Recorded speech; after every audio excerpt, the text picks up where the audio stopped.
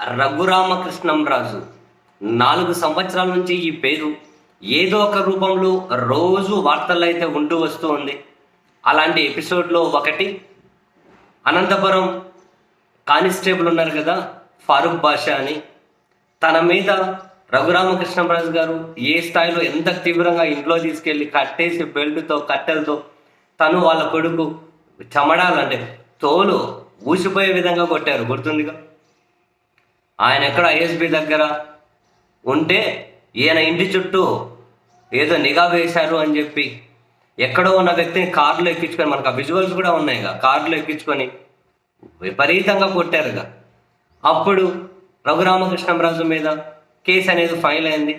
మామూలుగా అయితే కళ్ళ ముందు విజువల్స్ ఉన్నాయి, డ్యూటీలో ఉన్న పోలీస్ కానిస్టేబుల్ కూడా ఆ స్థాయిలో కొట్టారు. మీ మీద నా మీద అయితే చట్టం బ్రహ్మాండంగా పనిచేసేది. కానీ రఘురామకృష్ణంరాజు మీద విపరీతమైన డబ్బు ఉంది, బ్యాంకుల నుంచి వేల కోట్లు తీసుకొని మళ్ళీ అది కట్టలేదు అని చెప్పి కూడా ఆయన ఆ కేసు ఎదుర్కొంటూ ఉన్నారు.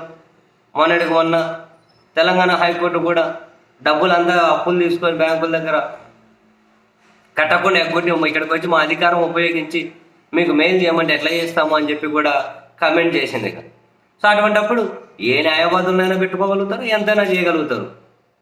సో రఘురామకృష్ణరాజు మీద ఆ కేసు ఫైల్ అయింది, కానీ తర్వాత అదేం ముందుకు వెళ్ళలేదు.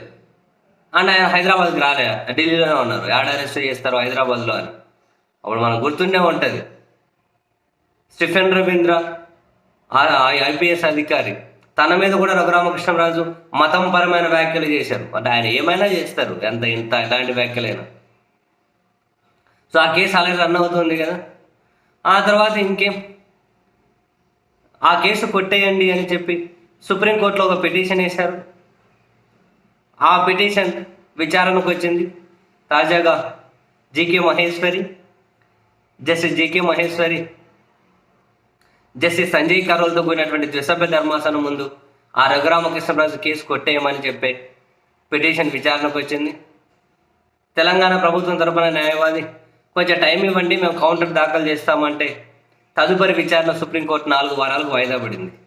రఘురామకృష్ణరాజు మీద కేసు పెట్టినప్పుడు కేసీఆర్ గవర్నమెంట్ ఉండే, ఇప్పుడు గవర్నమెంటే మారిపోయింది. రేవంత్ రెడ్డి గవర్నమెంట్ వచ్చింది, తెలంగాణలో రేవంత్ రెడ్డి గవర్నమెంట్ వచ్చింది. సుప్రీంకోర్టులో కూడా ఇది బెంచ్ మారింది. మన 4 వారాల తర్వాత చూడాలి.